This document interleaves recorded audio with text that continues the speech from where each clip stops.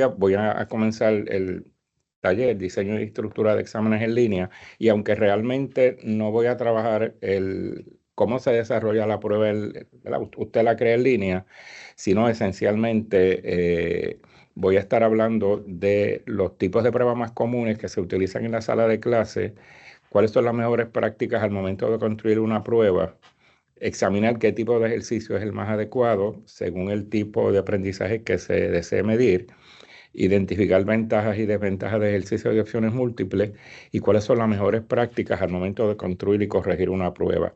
El taller usualmente de cómo se monta las pruebas en Moodle lo ofrece el doctor Luis Joel Donato. Antes nosotros lo hacíamos en conjunto, pero por motivo de estructura de horario, pues él lo ofrece en un momento diferente. Así que estén pendientes porque él sí va a dar ese taller de cómo se monta la prueba una vez usted la tenga desarrollada en Moodle. Vamos a comenzar con una definición general de pruebas que proviene esencialmente de la psicología. Una prueba es una manera de medir el comportamiento o ejecución de un individuo en una situación determinada que permite recoger información para una variedad de usos. En algunos casos para diagnosticar, en algunos casos para alcance de logros y otros como anticipo de posibilidades de éxito en nuevas situaciones. La prueba de alcance de logro está asociada más a la prueba que se desarrolla en la sala de clase y se estructura y se diseña con el propósito de evidenciar cómo van los estudiantes adquiriendo conocimiento, aprendiendo en ese proceso de enseñanza, de tal manera que la misma prueba me dé información a mí o al docente para tomar decisiones sobre, ¿verdad? Podría ser reenseñanza o desarrollar otras actividades para que los estudiantes logren los aprendizajes que nosotros indicamos que van a lograr en nuestros prontuarios. También las pruebas de anticipo de posibilidades de éxito en nuevas situaciones es lo que se conoce como reválida, que no las hace el docente, sino que las hacen instituciones encargadas, ¿verdad? Expertas en este tipo de pruebas. Así que depende del uso. Nosotros vamos a estar aquí mencionando hoy las que tienen que ver con alcance de logro. Según Anastasic, quien fue una psicóloga, ella define las pruebas como medidas normalizadas y objetivas de una muestra de la conducta. Bueno, como psicóloga, ¿verdad? Eso es lo que se pretende. Su clasificación la hace a base de qué se propone medir, así como también del tipo de preguntas o ejercicios que se elaboran. Si la clasificación la hace a base del tipo de preguntas, pues consideramos dos posibilidades, pruebas objetivas o pruebas subjetivas. Si es de acuerdo al propósito, se pueden clasificar como diagnósticas de aprovechamiento académico, que es la que nosotros vamos a estar atendiendo hoy, normativas y estandarizadas, que son usualmente las pruebas que desarrollan las instituciones que se dedican a diseñar pruebas, como por ejemplo el College Board en Puerto Rico, el Educational Testing Service y el ACT en Estados Unidos. Las pruebas de ejecución, que pueden ser también pruebas que se usen en una sala de clase, digamos, en un escenario de laboratorio, o pruebas, por ejemplo, de ejecución musical, pruebas de ejecución artística, pruebas de ejecución de destrezas psicomotrices, como podría ser en educación física, como podría ser en teatro, ¿verdad? Y pruebas de criterio, entre otras. Así que voy a estar centrándome en las de aprovechamiento académico específicamente hoy. También es un instrumento diseñado para medir el comportamiento o logros relativos de un estudiante en un área específica de trabajo. Eh, Básicamente, nosotros tenemos estructurados los cursos, ¿verdad? Dependiendo de la manera en que usted lo haya definido en su prontuario, en su sílabo, y usted decide cuándo va a ofrecer una prueba. Así que queda muchas veces consignado en ese sílabo o prontuario el momento en que se va a medir al estudiante de alguna manera con una prueba. Es importante que sepan que ¿verdad? El docente debe indicar de manera clara cuándo es que se va a ofrecer la prueba. Esto es uno de los principios éticos en la elaboración de prueba, que es el concepto el principio ético de autonomía, que dice que todo estudiante debe ser informado de cuándo se va a evaluar y de qué manera se va a evaluar. Así que por eso es que hay que informarlo previo a la prueba. Estas pruebas suelen ser tanto objetivas como subjetivas o combinación, dependiendo de varios elementos que vamos a estar discutiendo hoy. Las mismas determinan el progreso alcanzado por los estudiantes a medida que se va llevando a cabo este proceso de enseñanza y aprendizaje. Dentro de los tipos de evaluación, esta evaluación se considera como evaluación formativa, que es la evaluación que vamos a estar haciendo, llevando a cabo en la sala de clase a medida que se dé el proceso de enseñanza-aprendizaje. Y el hecho de que es formativa, lo que implica es que a la luz de la información que se recopila en la prueba y las evidencias que nosotros vemos en las pruebas, pues podemos tomar decisiones informadas sobre cuáles son las áreas de dificultad, cuáles son las áreas de fortaleza que tienen los estudiantes, de manera que nos ayuden a monitorear ese proceso y poder tomar decisiones en la marcha. La misma debe poseer una muestra representativa de esos conocimientos que se espera que el estudiante adquiera mediante el proceso de enseñanza. En otras palabras, que nosotros lo que hacemos es que dentro de ese contenido amplio de enseñanza en la sala de clase determinamos qué es lo que yo entiendo que es importante preguntar o examinar. Esa representatividad de esos ejercicios o de esos ítems radica en la correspondencia que existe con los objetivos establecidos o con los aprendizajes que se esperan de los estudiantes. Quiere decir que a base de lo que se enseña es que se pregunta, y lo que se enseña está relacionado con los objetivos que se redactaron eh, en los distintos temas de la disciplina que nosotros enseñamos. Así que está atado en cierta medida esta representatividad de los ejercicios con los contenidos a una validez, a un tipo de validez. La prueba tiene dos características psicométricas, que es validez y confiabilidad. Pues esta representatividad está asociada con esa validez de contenido que debe tener la prueba, ya que una prueba bien construida provee información válida y confiable acerca del aprendizaje logrado por los estudiantes. Y esa validez es importante que nosotros la reconozcamos y la podamos identificar adecuadamente. Algunos principios generales para la construcción de una prueba de aprovechamiento es que se deben incluir ejercicios o ítems apropiados para medir logros o resultados del aprendizaje, esencialmente. Que abarquen ítems o ejercicios que representen diferentes niveles de aprendizaje. Para eso vamos a estar, por lo menos yo utilizo la taxonomía de Bloom, que categoriza 6 niveles de pensamiento, desde lo más básico, que es la memorización, hasta lo más complejo, que es la evaluación o la emisión de juicio de valor. Así que los niveles de Bloom serían memoria, comprensión, aplicación, análisis, síntesis y evaluación. Así que debe haber una representatividad de varios de esos niveles, si no todos, varios de ellos, y que también atiendan niveles altos de pensamiento.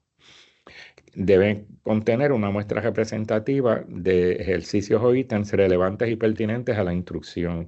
Quiere decir que estén relacionados con lo que se enseñó y de la manera en que se enseñó. Así que debe reflejar una correspondencia entre la instrucción y el contenido de la prueba, tanto en contenido como en el nivel de pensamiento. Y para eso, pues, yo le sugeriría que usted desarrolle una planilla de especificaciones. ¿Y qué es una planilla de especificaciones? Pues es un plan estructurado en forma de una tabla donde se organiza el contenido que se va a incluir en la prueba. Eso nos permite enlazar la enseñanza con la evaluación, como debe ser el proceso de evaluación. Y se debe realizar antes de construir la prueba, ya que debe servir como guía para el diseño de la misma. Así que usted previamente prepara esa planilla. Le voy a enseñar una que yo utilizo en uno de mis cursos para el examen final y le provee evidencia de esa validez de contenido que debe evidenciar toda prueba. Recuerden, hay dos características trascendentales e importantes al diseñar una prueba: validez de contenido y confiabilidad. La validez está relacionada con el hecho de que mida precisamente lo que se enseñó y cómo se enseñó. Y la confiabilidad está asociada, es una fórmula estadística que básicamente lo que pretende eh, indicar es que si un estudiante tomara esa prueba muchas veces, su puntuación debería ser bien parecida en esas diferentes ocasiones que tome la prueba.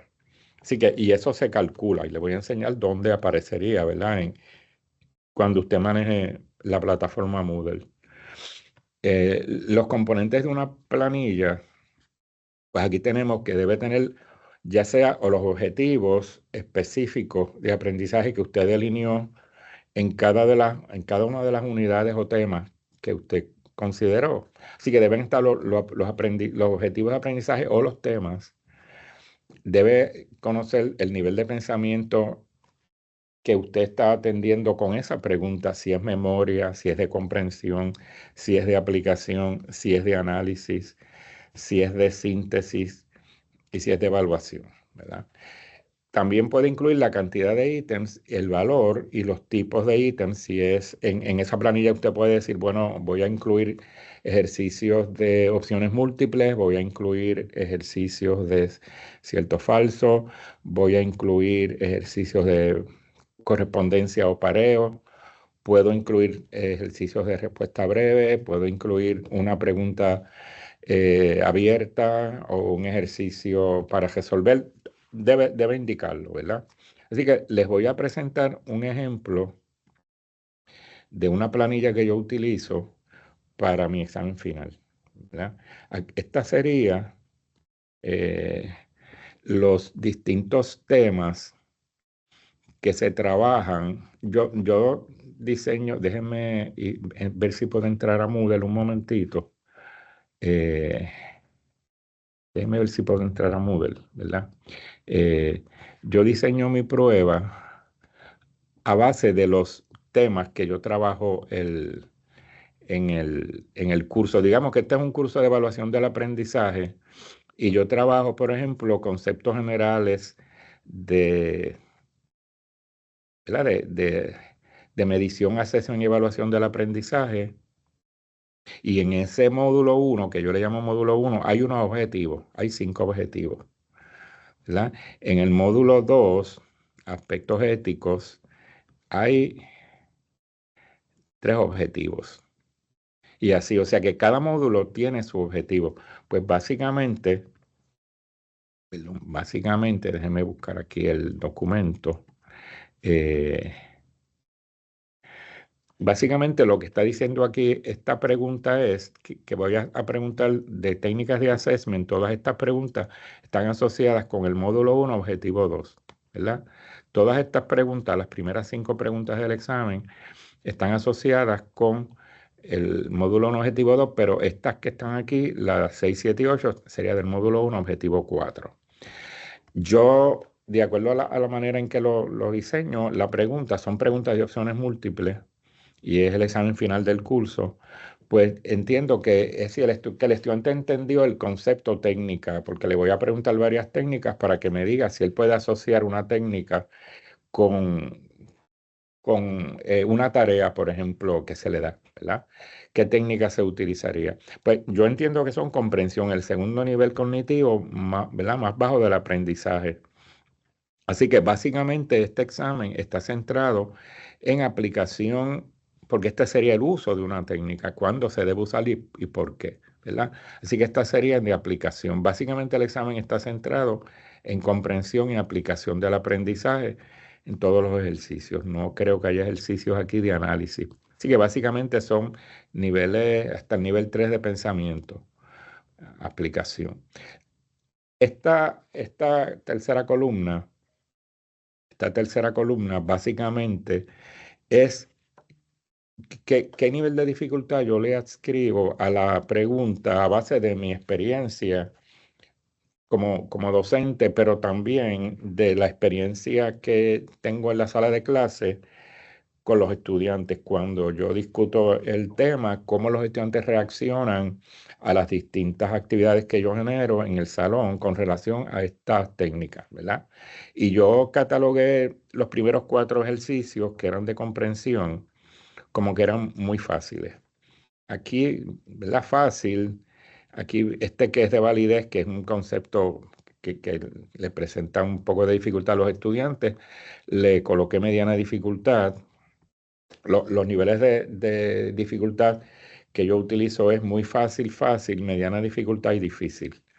Así que básicamente yo predigo, ¿verdad? Es como una hipótesis que yo establezco, cuál será el nivel de dificultad que tiene ese ejercicio antes de administrar la prueba, antes de administrarla, ¿verdad? Así que básicamente eso es lo que yo hago. Eh, realmente el tipo de ejercicio, el módulo y el objetivo que atiende, el nivel de pensamiento y el nivel de dificultad que yo ¿verdad? Sugiero o hipotetizo que se va a dar una vez yo del examen. Pues básicamente yo no encontré aquí ningún examen, ningún ítem que fuera difícil en esta columna. Pero aquí está el nivel de dificultad calculado por la plataforma Moodle. Yo había dicho que era muy fácil y resultó que fue muy fácil. ¿Y por qué a mí me interesa saber esto? Bueno, porque se supone que una buena práctica al uno redactar y diseñar una prueba es que los primeros ejercicios deben ser o muy fáciles o fáciles. Se debe empezar con los muy fáciles o fáciles y entonces ir aumentando en dificultad hasta llegar a difícil y luego de que uno ¿verdad? Coloque esos ítems difíciles, pues empieza a bajar en niveles de dificultad de muy mediana dificultad, fácil a muy fácil. O sea que empiezo con fácil y debo terminar con fácil. Esas son algunas de las sugerencias que se dan en la literatura de redacción de pruebas. Pues básicamente yo coloreé estas filas porque no resultaron como yo esperaba. Por ejemplo, yo indiqué que era muy fácil y resultó ser fácil. Pero fácil es la categoría que viene después de muy fácil, así que no me preocupa mucho cuando es de un nivel a otro, ¿verdad? Así que este era fácil y resultó ser de mediana dificultad, pero mediana dificultad ¿verdad? Es la próxima nivel después de fácil. Así que tampoco me preocupa. Pero sí me preocuparía que es el número 17, porque el número 17 yo dije que era fácil y resultó que fue difícil. Bueno, pues lo que yo hago entonces es que voy al ítem, voy al ejercicio, lo cotejo a ver si es que tiene algún problema de redacción o que a lo mejor había uno de los opciones ¿verdad? Los llevó a errar, a cometer error, y entonces veo cuál fue quizás el error conceptual que tuvieron, etcétera. O sea, que me ayuda a mí no solamente a mejorar el ítem, sino también a mejorar la enseñanza, porque a lo mejor considero que es una dimensión difícil, ¿verdad? Conceptual, y entonces trato de ajustar y aclararla. Así que básicamente que era mediana dificultad resultó ser difícil, que es el próximo nivel. Y entonces pues simplemente hago, ¿verdad? El estudio del ejercicio. Había otro aquí que yo indiqué que iba a ser fácil y resultó ser difícil. Y casi siempre este ítem, este tipo de ejercicios resulta ser difícil porque dentro de las taxonomías, yo discuto varias taxonomías, este ejercicio está relacionado a la taxonomía de Norman Webb, que no es muy conocida ni muy utilizada en nuestro sistema educativo y probablemente a los estudiantes se les hace difícil entender determinar cuál es el nivel cognitivo de un ítem redactado en la taxonomía de Norman Webb, que es más compleja que la de Bloom. Así que, ¿cómo yo sé eso? Porque simplemente le voy a dar una idea. En este caso, voy a ir al examen final de este semestre, ¿verdad? El semestre pasado, y les voy a enseñar cómo uno va a donde dice preguntas, resultados, ¿verdad? Aquí busca el ejercicio, ¿verdad? Busca el examen, va a resultados y aquí va a donde dice estadísticas y aquí le calcula todas las estadísticas de la prueba. Me voy a referir solamente al nivel de, ¿verdad? El índice de facilidad, que ellos le llaman el índice de facilidad, pero que es lo mismo que el índice de dificultad, es esta que está aquí, ¿verdad? Que me va diciendo, por ejemplo, todos estos ejercicios son entre muy fáciles y fáciles, muy fáciles y fáciles, ¿verdad? En este examen, este no son los resultados del que yo le presenté. Aquí salieron muy bien los estudiantes, pero aquí hubo un ítem que fue difícil, porque si la proporción de estudiantes que contesta es menor de 0,50 o 50%, pues eso indicaría que el ítem fue difícil para ese estudiante. Y si yo quiero saber cuál fue el ejercicio, pues fue el de Norman Webb. El objetivo que es redactado siguiendo el modelo taxonómico de Norman Webb, que a los estudiantes probablemente se les hace difícil entender ese sistema taxonómico que no es muy usado en el sistema educativo, pero que ahora el Departamento de Educación pues, ha decidido que se debe incorporar también. Así que resulta ser uno de los ítems más difíciles y lógicamente pues me indica que debo tomar acción para que los estudiantes puedan manejar bien, ¿verdad? Ese nivel taxonómico. Así que para eso me sirve la planilla de especificaciones. En este caso, y lo hago para todos los exámenes. Y entonces, algo que les quiero indicar es que yo comparto con los estudiantes esa planilla para que antes del examen, para que ellos por lo menos conozcan, no, ¿verdad? Qué tipo de ejercicio puede venir en ese examen final por atendiendo el principio ético de autonomía, que indica que al estudiante se le debe mantener informado de qué tipo de examen va a tomar y cuál es el contenido que se va a preguntar en el mismo. Así que yo comparto la planilla, incluso con ¿verdad? La columna que yo propongo en términos de la dificultad del ítem para que los estudiantes vengan preparados y cuando vayan a tomar el examen. Vamos a ver algunas consideraciones generales al planificar una prueba. Primero, identificar los temas que se incluirán en la prueba. Luego, seleccionar aquellos objetivos más importantes que fueron trabajados en clase. ¿Cuáles son los que fueron indispensables en ese curso? Considerar el tiempo dedicado a la instrucción. Identificar el tipo de ítem más apropiado y su cantidad. Y esto se hace utilizando como referencia el tiempo dedicado a la enseñanza, la importancia de la temática, cuán relevante es esa temática particular, ¿verdad? Así que se debe preguntar lo que es esencial e indispensable. Considerar el tiempo dedicado a la instrucción. ¿Qué tiempo yo le dediqué a este tema? Pues de ese tema van a venir más preguntas que aquellas áreas que yo dediqué menos tiempo. ¿Qué tipo de ítem es más apropiado y qué cantidad debo usar?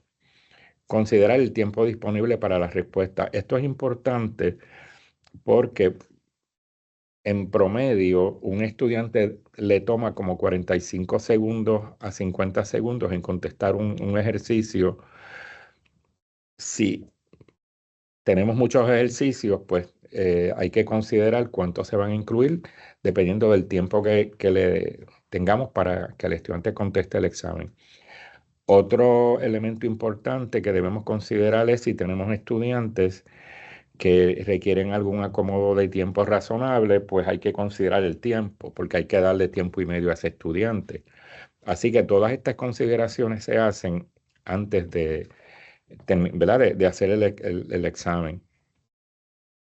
Y aquí tenemos, pues, más o menos, ¿no? La estructura, eh, ¿verdad? Tipo, los objetivos de los temas, el nivel de pensamiento, el tipo de ejercicio y la cantidad de ejercicios y qué valor tienen, ¿verdad? Esto podrían también ustedes usarlo. Por ejemplo, en tipo de evaluación y uso, si los ejercicios fueron de comprensión y aplicación, pues tendríamos 3 ejercicios de opciones múltiples a 2 puntos cada uno, pues 10, ¿verdad? 6 puntos por los 3 ejercicios y así sucesivamente. Aquí todos los ejercicios esto es un resumen de una planilla, ¿verdad? No necesariamente es de la que yo hice. Así que aquí tendríamos 22 ítems, 22 ejercicios y la puntuación que tendrían los ejercicios, ¿verdad? Que son 2 puntos cada uno. El puntaje usted lo determina dependiendo de cuán complejo o fácil sea el ejercicio. Puede algún ejercicio tener más de 2 puntos, pero piense, ¿verdad?, que proporcionalmente cómo el no contestar ese ítem puede perjudicar la nota del estudiante. Así que todas esas consideraciones hay que tenerlas al momento de uno planificar. Ajá. Entonces, Sí. Pérez nos pregunta, ¿la comprensión de dificultad es de exámenes de diferentes grupos o el mismo semestre o de diferentes años en que dio el examen? Esta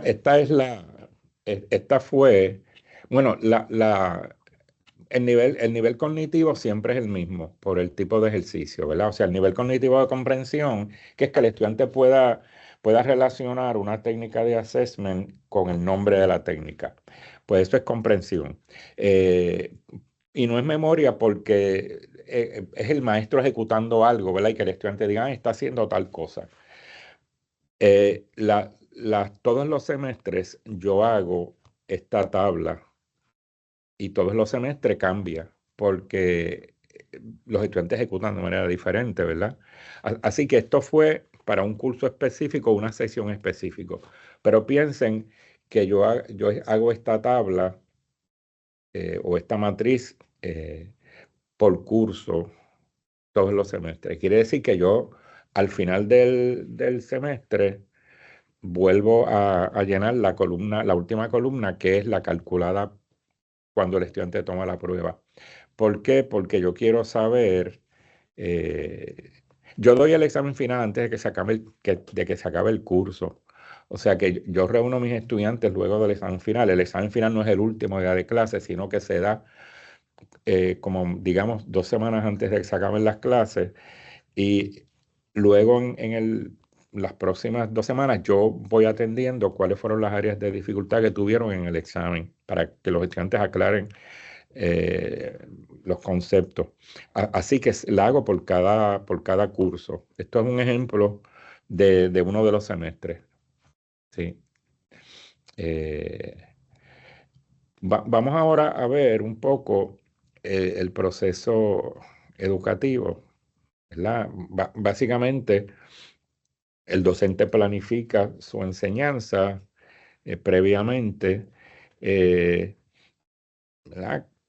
Construye todos unos modelos de cómo enseñar, de cómo llevar a cabo ¿verdad?, la enseñanza con actividades, con tareas que se le asigna al estudiante y va evaluando, o sea, va emitiendo juicio a la vez que, ¿verdad?, que va en ese proceso de enseñanza-aprendizaje.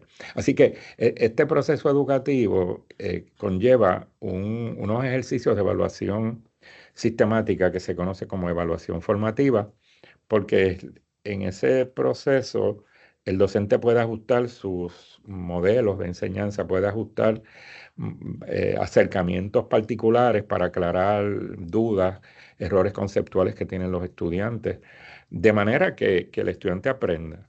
Así que es un proceso continuo que se da de información, que se toman decisiones en la marcha, ¿verdad? Es un proceso continuo de evaluación porque se puede volver a planificar para poder reenseñar. Así que está centrado en la evaluación formativa.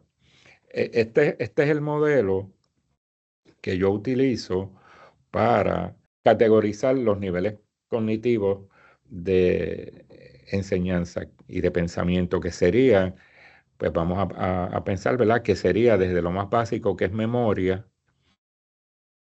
Este modelo que yo le voy a hacer llegar esta presentación contiene, por ejemplo, los verbos que se utilizan para redactar objetivos. ¿Qué verbos se pueden utilizar para redactar objetivos?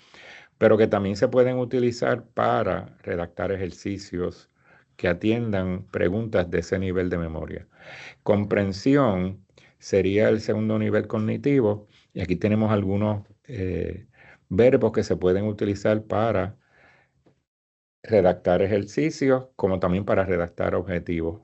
Aplicación, ¿verdad? Aplicación, también análisis, que sería el cuarto nivel cognitivo.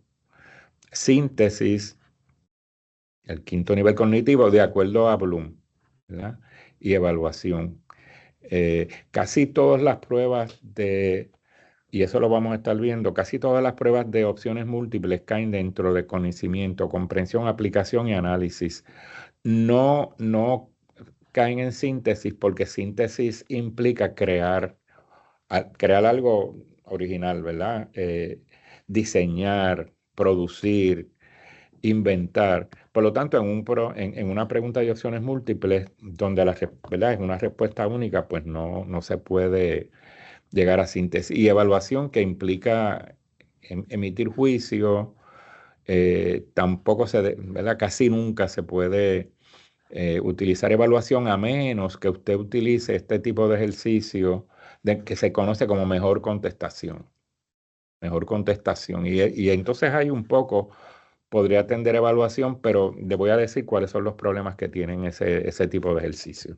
Así que esencialmente podemos trabajar con 4 niveles en, en ejercicios de opciones múltiples. En ejercicios, por ejemplo, de cierto o falso, básicamente estamos en conocimiento, memoria casi siempre, quizás un poco de comprensión. En ejercicios de pareo, muchas veces nos quedamos en memoria, ¿verdad? Y quizás algo de comprensión, dependiendo de cómo se construya. Así que la mayoría de los ejercicios objetivos lo vamos a ver, lo que se miden son niveles bajos de pensamiento. Ya en las preguntas abiertas, tipo ensayo, pues sí se puede trabajar con niveles altos desde análisis, síntesis y evaluación. Mi propuesta hoy de diseño de pruebas está más centrada en las pruebas objetivas, específicamente en las pruebas de opciones múltiples. Así que vamos entonces a la consideración de qué es una prueba objetiva. Pues son aquellas cuyos ejercicios o preguntas tienen solo una respuesta precisa y en las que el juicio u opinión del docente no afecta o influye en la respuesta de los estudiantes. Es una respuesta única, ¿verdad? Ejemplos: llenar blancos, pareo, también se conocen como pruebas de ejercicio de correspondencia, cierto falso, verdadero falso, selección o opciones múltiples, definir o todo tipo de ejercicio en que la contestación o respuesta conlleva enumerar o señalar un dato o hecho. Eso es lo que se considera una prueba objetiva. Aquí tenemos algunos de los ejercicios. La mayoría, yo diría que todos estos ejercicios, tipos de ejercicios, se pueden estructurar y se pueden crear en Moodle. Estos ejercicios o ítems que se incluye presentan una situación, por lo general una situación estructurada, donde quien la contesta tiene que responder, ya sea seleccionando alternativas o proporcionando una contestación corta o breve, como lo podría hacer en un llena blanco o en una respuesta breve, ¿verdad? Un ítem de respuesta breve. El valor obtenido o la puntuación que se le asigna a esta respuesta es independiente del juicio de la persona que corrigió o asignó las puntuaciones.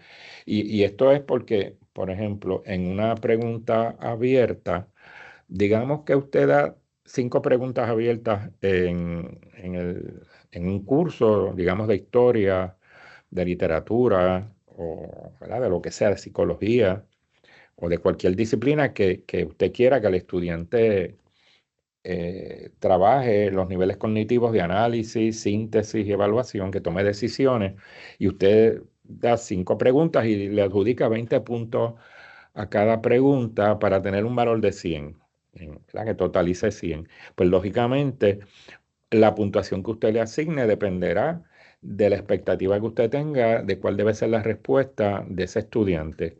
Quizás mediante una rúbrica que usted delineó para poder corregir la pregunta, o puede ser de acuerdo a la experiencia y expectativa que usted tiene como docente. Y usted puede ser que una pregunta de 20 puntos le asigne a un estudiante 15.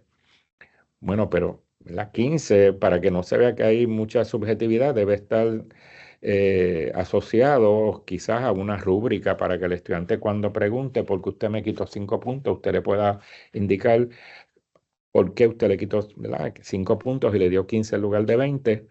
Pues usted tener quizás esa evidencia para que el estudiante quede la conforme con la puntuación. Así que por eso es que se llama objetiva, porque aquí la puntuación no tiene nada que ver con el juicio que emite el que está corrigiendo, ya que es una respuesta única.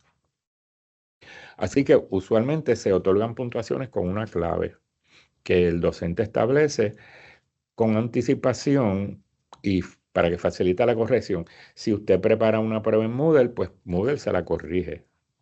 Y no solo se la corrige y le da la puntuación al estudiante, le provee a usted una información increíble, valiosa, sobre la naturaleza de la prueba.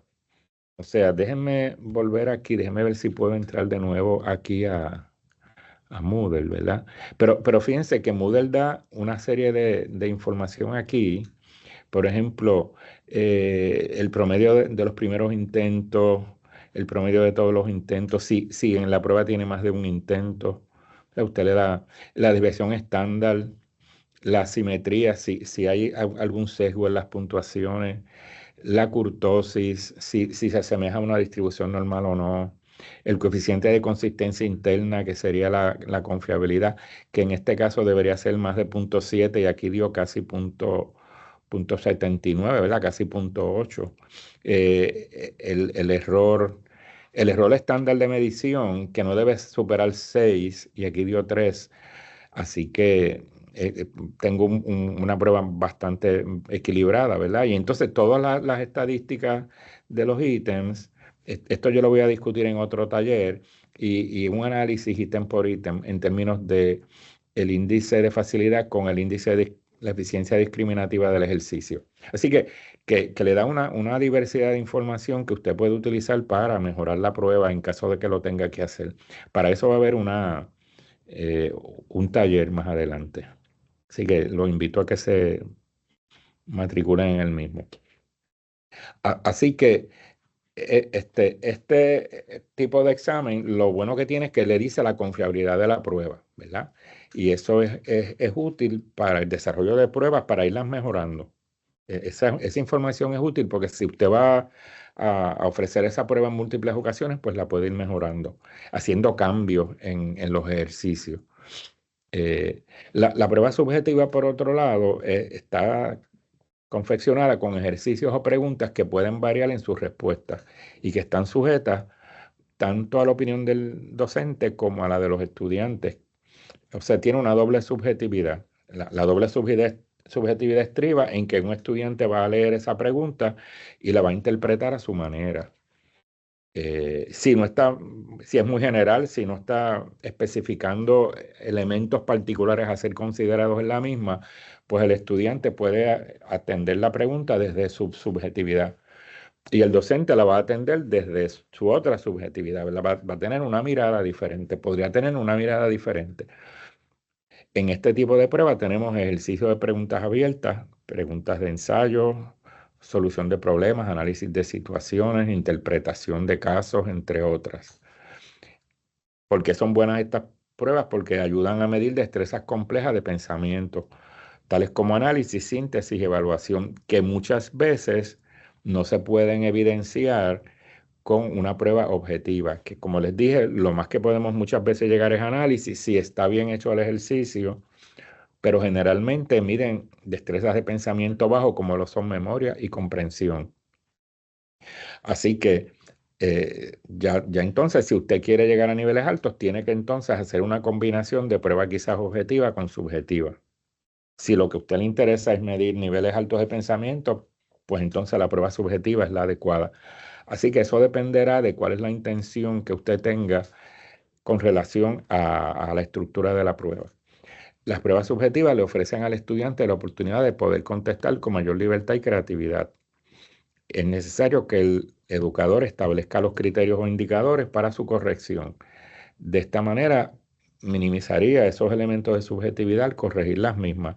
Y mi recomendación es que cuando usted tenga una pregunta, ¿verdad? Una prueba subjetiva con una pregunta abierta, pues que desarrolle una rúbrica para poder evaluar la misma.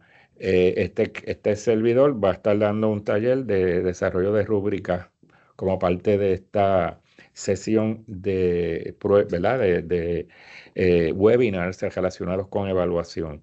Así que vamos a estar dando un taller sobre desarrollo de rúbricas y otro taller o webinar específicamente para rúbricas para el proceso de investigación.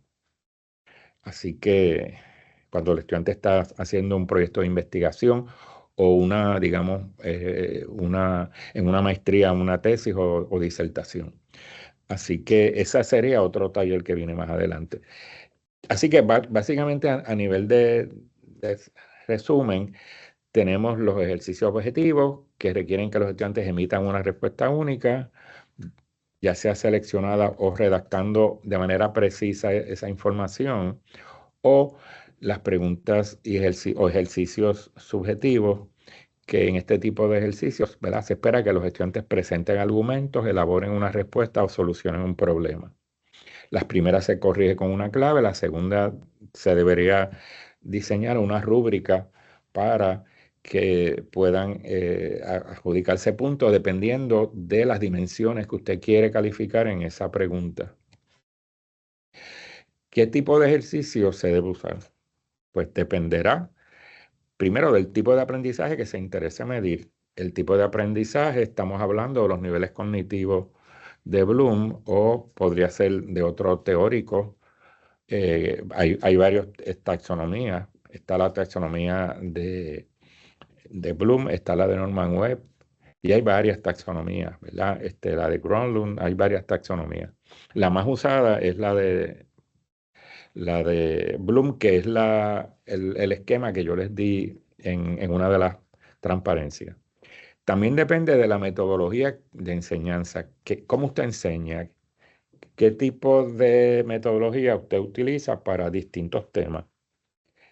Y también del contenido curricular, porque hay contenidos curriculares que son de memoria. Por ejemplo, yo recuerdo cuando yo enseñaba química, si yo quería saber si mis estudiantes podían identificar el nombre de un elemento de la tabla periódica a base del símbolo, pues podría ser, lógicamente, eso es memoria. Así que podría darle preguntas de cierto o falso, podría hacer preguntas de llena blanco, podría hacer pareo, ¿verdad? Incluso opciones múltiples con el nombre del elemento y ¿verdad? Distintos símbolos. O sea, podría manejar distintos tipos de ejercicios con el mismo tema, pero el contenido curricular llevaba al estudiante a que se tenía que memorizar el, el símbolo del elemento. ¿Ok? Así que por eso depende también del contenido curricular. Algunas normas para seleccionar el contenido deben estar considerados los contenidos que se quieren medir, los cuales deben ser explícitos y conocidos a priori por los estudiantes. Esto es bien importante. Cuando se va a dar un examen, se le debe indicar al estudiante de qué material va a ser incluido en el examen y qué tipo de examen usted va a dar, si es objetivo, si es subjetivo, si es combinado. Recuerden que eso está atado al principio ético de autonomía. Hay 6 principios éticos que se deben considerar en los procesos de evaluación y uno de ellos es autonomía. Esto lo vamos a estar discutiendo en otro webinar que vamos a estar en un conversatorio que vamos a tener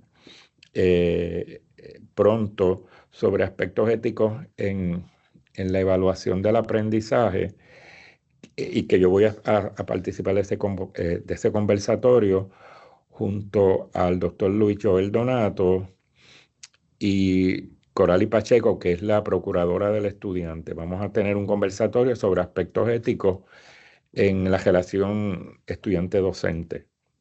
Y eso es otro de los temas de este ciclo de webinars relacionados con evaluación.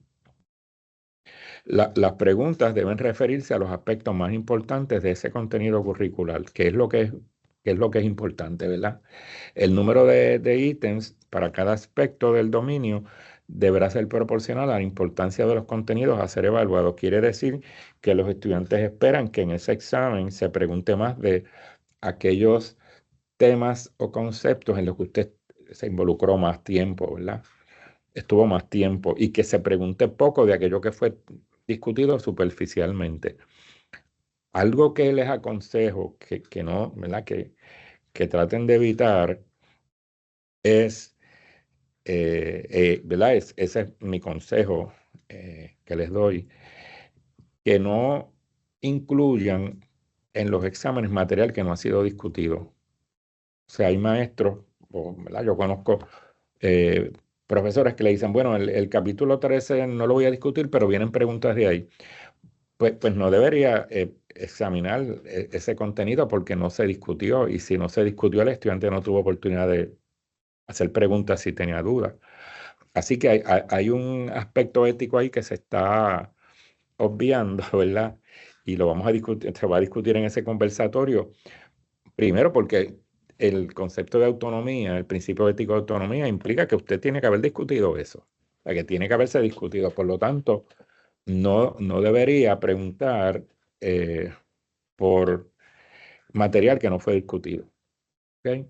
Claro, si es, por ejemplo, una prueba de comprensión lectora de una obra literaria que usted le dijo al estudiante que leyera, pues lógicamente, ¿verdad? Ahí como es una prueba de comprensión lectora, pues no tiene que haber discutido la novela porque es precisamente para que el estudiante la lea y pueda contestar preguntas relacionadas a eh, ¿verdad? Esa obra literaria.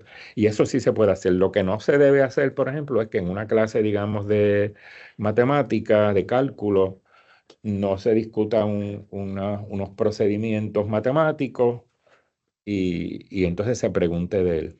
Eso no se debería hacer. En términos de las normas para seleccionar ese contenido, se deben conocer previo a la elaboración de la prueba cuáles son los objetivos alcanzados, así como las capacidades o competencias desarrolladas que han de ser evaluadas. Y eso el docente lo tiene que tener claro y bien estructurado en sus documentos, como por ejemplo los prontuarios o los sílabos.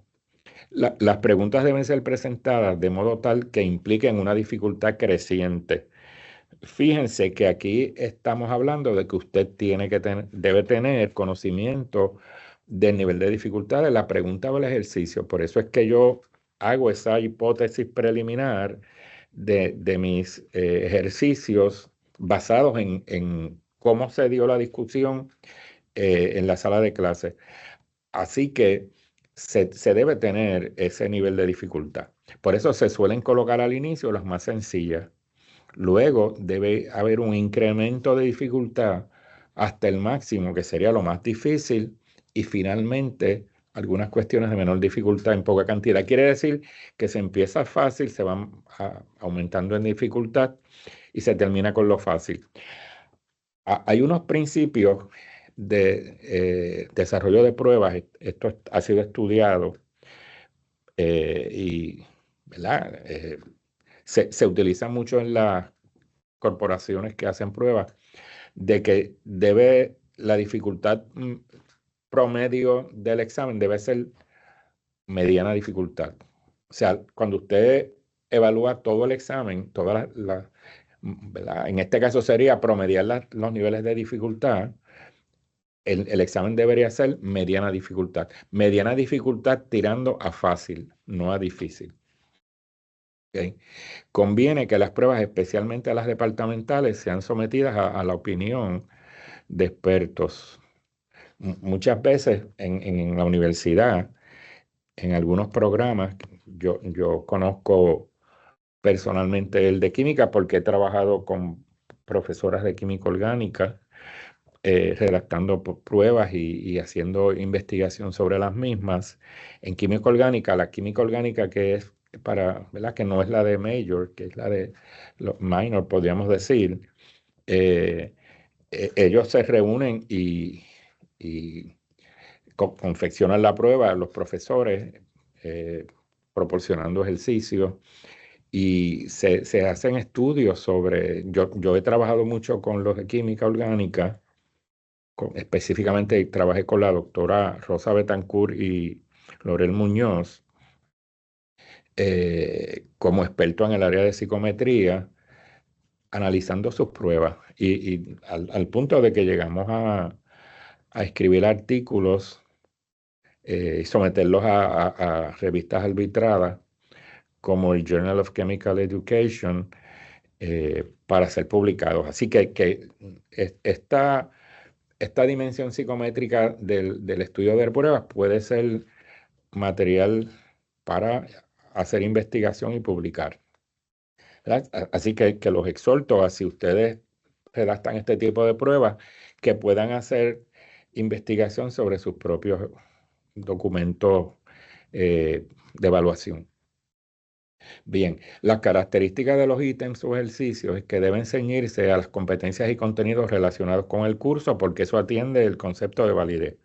Deben ser independientes entre sí y exhaustivos en cuanto a la información necesaria para su resolución. Usted tiene que ser bien claro y exponer todos los elementos que lleven al estudiante a la respuesta. ¿Ok? Independientes entre sí se refiere a que la respuesta de un ítem no debe utilizarse para contestar otro. O sea que cada ejercicio debe ser independiente. La respuesta de un ítem no puede ni debe ser condición para la resolución de ninguno de los otros ítems, ¿verdad? No se deben incluir nombres de ficción o distractores poco creíbles. En una prueba deben plantearse ítems de diversos grados de dificultad, ¿verdad? Como les dije, recuerden que la mayor parte de los ejercicios deben estar entre mediana dificultad.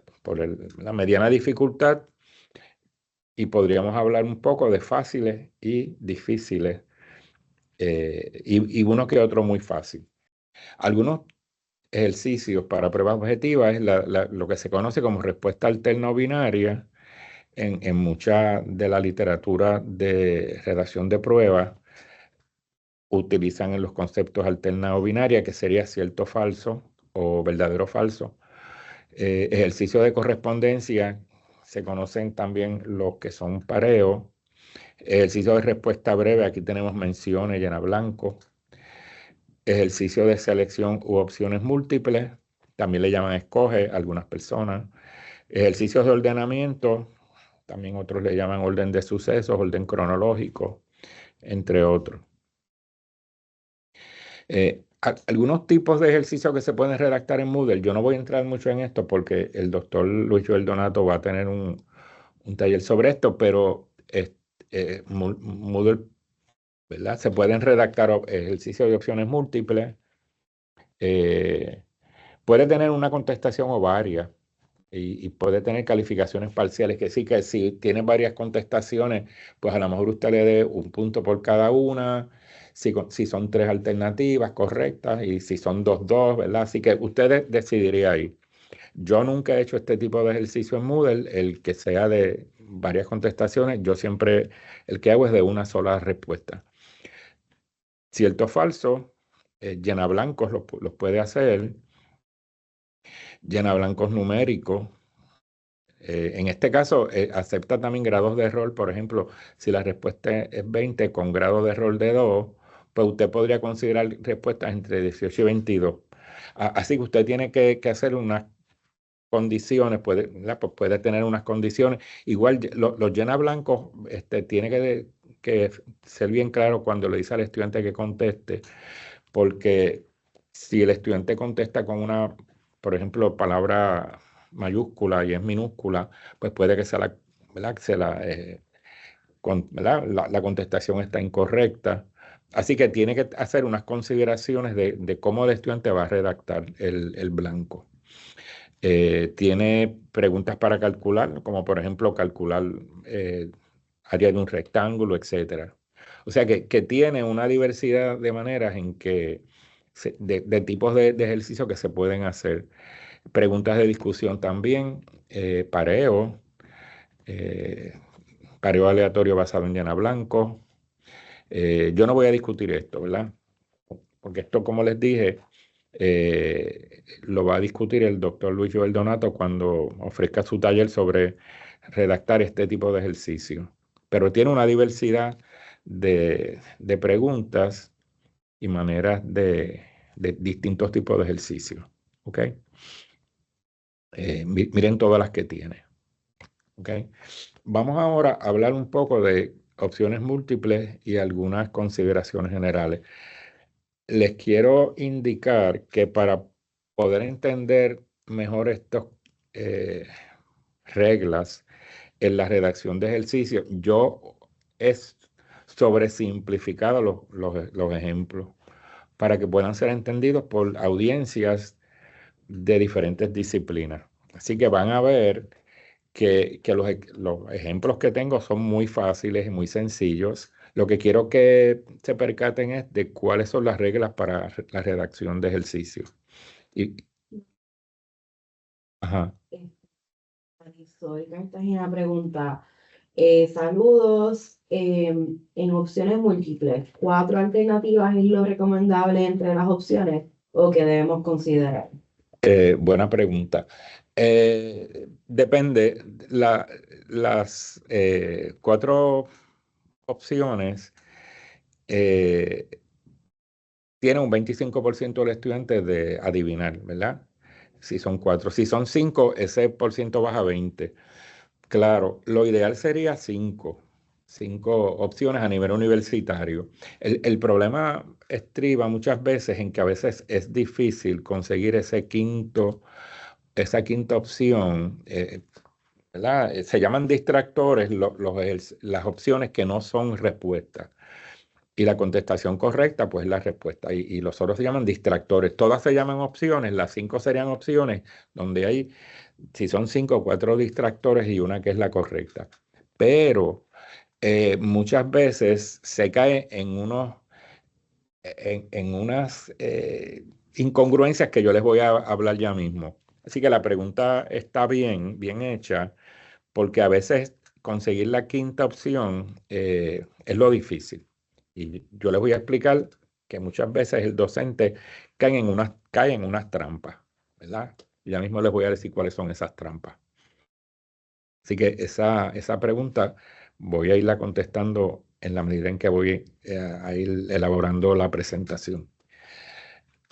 El ítem de opciones múltiples es aquel, se define, ¿verdad? Es aquel en el cual el examinando, el estudiante, selecciona la respuesta correcta de entre un conjunto de opciones provistas. Esta es la definición de Jaladina que dio en el 1999, que se usa mucho en las compañías que hacen pruebas. Y tiene 2 componentes, el de opciones múltiples. Un enunciado o premisa, que es ese estímulo para que se produzca una respuesta. Es un estímulo que lleva al sujeto a pensar en cuál puede ser la respuesta correcta a esa aseveración, que puede ser una aseveración o puede ser una pregunta. Así que ese estímulo, muchas veces se usa una pregunta o se usa un enunciado incompleto. Debe haber una diversidad en sus exámenes de premisas incompletas o preguntas. O sea, puede hacer una combinación de ambas. No lo haga todo a base de premisas incompletas o a base de preguntas, sino que diversifique un poco en términos de cómo redactar el ejercicio. Entonces están las opciones, que son todas esas alternativas, incluyendo una que es la correcta, y varias, ya sea 3, 4 o 5, que son incorrectas. Pues lógicamente, si el ejercicio tiene 4 opciones, pues hay una correcta y 3 incorrectas. Si el ejercicio tiene 5 opciones, hay 4 incorrectas y una correcta. Pero si tiene 5 incorrectas, pues entonces tiene 6. Pues ahí es mucho más difícil hacer el ejercicio. Se sugiere 5 para nivel universitario. Ahora, algo que les voy a decir, una vez usted decida en el número de opciones que va a tener si va a ser 4 o 5, todas deben ser 4 o todas deben ser 5. No puede tener unas de 4 y unas de 5 porque las estadísticas que se producen son inconsistentes. Inconsistentes y sobre todo se afecta mucho el coeficiente de confiabilidad. Se altera demasiado. Así que o todas 4 o todas 5. No la mitad 4 y la mitad 5 o algunas 4 y otras 5. Una vez usted decida ABCD, todas tienen que ser ABCD, porque de lo contrario las estadísticas no le van a funcionar bien. Eso es sumamente importante. Ok. Las ventajas de este tipo de ejercicios que pueden calificarse con rapidez y objetividad. Se pueden calificar mecánico manualmente. En el caso de Moodle corrige, ¿verdad? Porque usted le va a indicar en la mecánica de la creación del examen, usted va a manejar dónde va a colocar la que es correcta y también va a indicar ¿verdad? Cuáles no son. Reduce la probabilidad de adivinar si está bien construido y facilita la recolección de datos para realizar análisis de ítems y determinar algunas características psicométricas de las pruebas que son importantes para desarrollar muy buenas pruebas, ¿verdad? Así que estén pendientes ese otro taller que yo les voy a dar sobre análisis de estadísticas en Moodle, cómo analizar y qué dice cada una de esas estadísticas para poder hacer mejores pruebas. Algunas desventajas es que se requiere bastante tiempo para la redacción de este tipo de ejercicios. No es fácil. No piensen que es fácil, no lo es. Es difícil redactar buenos ejercicios para medir niveles de pensamiento complejos, tales como síntesis y evaluación. Así que, básicamente, como les dije, lo más que podemos llegar es análisis, si está bien construido. De lo contrario, estaríamos quedándonos en niveles bajos de pensamiento, memoria y comprensión. Y quizás algo de aplicación. La premisa o enunciado, esa premisa o enunciado debe ser clara ¿verdad? Debe ser clara pero breve, no debe ser muy extensa. Debe ser redactada en lenguaje comprensible para el que responde. Refiérase a un solo contenido, no haga la combinación de contenidos que no tienen que ver con el entendimiento de ese estímulo inicial. Debe ser expresada de preferencia en modo positivo. Cuando implican la inclusión de información textual, la misma se debe poner en comillas y se debe acompañar la referencia a la fuente para verificar su fidelidad. Cuando hay ¿verdad? Incluido un texto, se debe incluir la fuente. Vamos a ver aquí algunos diversos tipos de opciones múltiples. Este es de mejor respuesta. Cuando es mejor respuesta, escoge la mejor contestación. En el caso que nosotros vamos a estar trabajando hoy, escoge la contestación correcta. Así que lo de mejor.